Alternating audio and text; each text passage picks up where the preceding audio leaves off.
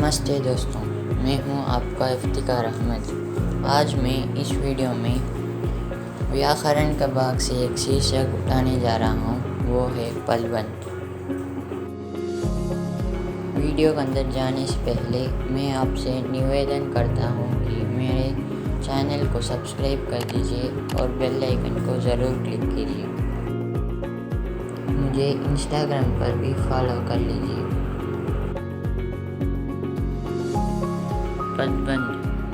पदबंध शब्द दो शब्दों का संयोजन से बनता है, वो है पद और बंध। अतः पदबंध को जानने से पहले पद शब्द को जानना आवश्यक है। स्वतंत्र और सार्थक ध्वनि समूह को शब्द कहते हैं, जैसे कपड़ा। किसी शब्द का जब किसी वाक्य में प्रयोग होता है तो वह पद बन जाता है। जैसा कपड़ा बहुत सुंदर है, यहाँ कपड़ा शब्द न रहकर पद बन गया है।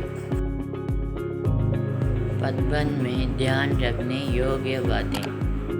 पदबंध वाक्य के एक अंश के रूप में होता है, न कि एक पूरा वाक्य होता है। पदबंध में एक से अधिक पद का समावेश होता है, इसी कारण यह पदबंध कहलाता है।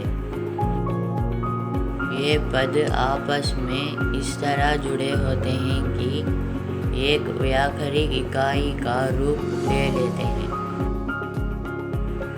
हर पदबंध में एक मुख्य पद होता है और शेष पद उस पर आश्रित होता है।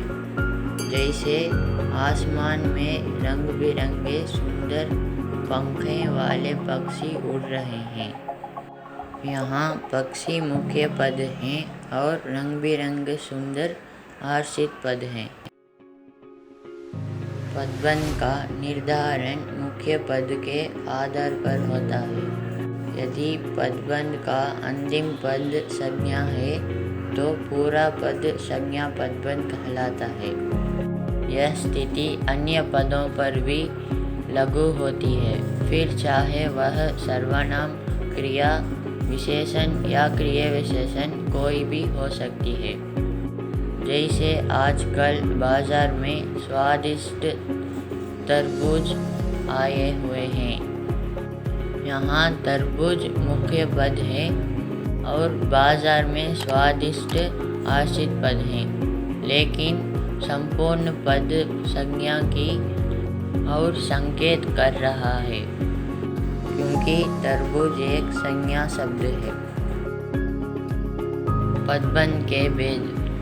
पदबंध के 5 भेद होते हैं: संज्ञा पदबंध, सर्वनाम पदबंध, क्रिया पदबंध, विशेषण पदबंध और क्रिया विशेषण पदबंध।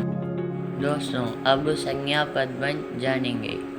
वह पदबंध जो वाक्य में संज्ञा का कार्य करे, वह संज्ञा पदबंध कहलाता है। दूसरे शब्द में, पदबंध का अंतिम अथवा शीर्ष शब्द यदि संज्ञा हो और अन्य सभी पद उस पर आश्रित हो तो वह संज्ञा पदबंध कहलाता है। जैसे हरे रंग की पुस्तक मेज पर रखी है, यहाँ हरे रंग की पुस्तक संज्ञा है तो ये संज्ञा पदबंध है। वैसे ही पैर में लगी चोट दर्द कर रही है, यहाँ कहाँ पर लगी चोट? पैर में लगी, तो यह संज्ञा पदबंध है। और अयोध्या का राजा दशरथ को 4 पुत्र थे, यहाँ कहाँ का राजा का बात कर रहा है? अयोध्या का, तो ये भी संज्ञा पदबंध है। और 14 देखिए, रीबॉक का जूता पहनकर वह पार्टी में गया, यहाँ कौन सा जूता? रीबॉक का, ये भी संज्ञा पदबंध है। सर्वनाम पदबंध। जो पदबंध वाक्य में सर्वनाम पदों का काम करता है, वह सर्वनाम पदबंध कहलाता है। जैसे विरोध करने वाले छात्रों में कोई नहीं बोला, दिल्ली का डॉक्टरों में कुछ डॉक्टर अच्छे हैं, भाग्य के मारी तुम यहाँ जाओगी।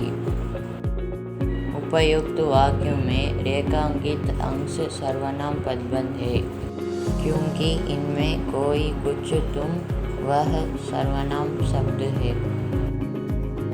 तीसरा है विशेषण पदबंध। वह पदबंध जो संज्ञा अथवा सर्वनाम की विशेषता बताता हुए विशेषण का कार्य करे, विशेषण पदबंध कहलाता है।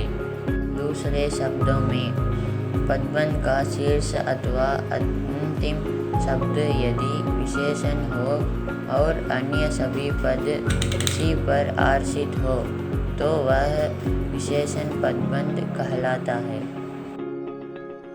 जैसे अजय का मोबाइल फोन सस्ता, सुंदर और टिकाऊ है। नीम की घनी छांव में व्यक्ति आनंद का अनुभव कर रहा है। तेज चलने वाली गाड़ी हमेशा की तरह जल्दी पहुंचती है। उपयुक्त वाक्यों में रेखांकित पद विशेषण पदबंध है, क्योंकि यह संज्ञा और सर्वनाम का विशेषता को बताता है। क्रिया पदबंध। वह पदबंध जो अनेक क्रियापदों से मिलकर बना हो, क्रिया पदबंध कहलाता है। क्रिया पदबंध में मुख्य क्रिया पहले आती है, उसके बाद अन्य क्रियाएं मिलकर एक समग्र इकाई बनाती हैं। जैसे गीतकार गीत गा रहा है, अनुज मैदान में खेल रहा है, बच्चे नदी में डूब गए हैं। इन सब वाक्यों में रेखांकित पद क्रिया पदबंध है। क्रिया विशेषण पदबंध। क्रिया विशेषण पदबंध किसी भी वाक्य में क्रिया विशेषण का कार्य करने वाले पदबंध को क्रिया विशेषण पदबंध कहलाता है। जैसे आज रेलगाड़ी बहुत जल्दी आ गई, खिलाड़ी मैदान की ओर गया है, मैं धीरे धीरे चलकर दुकान जाऊंगा। इन सब वाक्यों में क्रिया का विशेषण का कार्य किया गया है। अगले वीडियो में इन 5 पदबंध के परीक्षा अभ्यास लेकर आऊँगा। जब तक जुड़े रहिए। धन्यवाद।